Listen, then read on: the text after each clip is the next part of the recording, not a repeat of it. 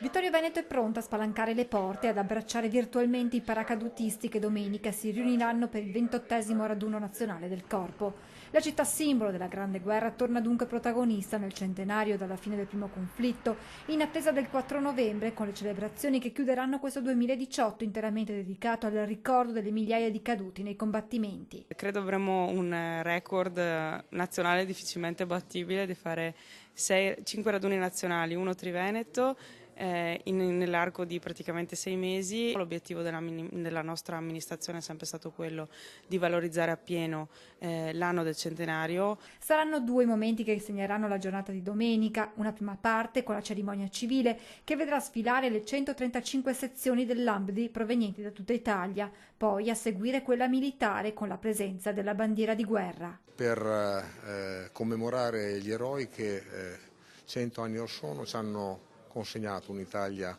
unita e indipendente. Unità e indipendenza sono per noi valori fondanti.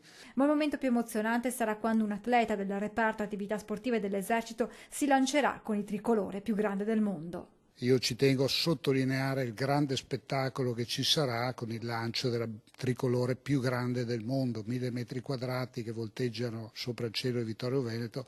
Credo che sia non solo una cosa per i paracadutisti, ma una cosa per tutti gli italiani.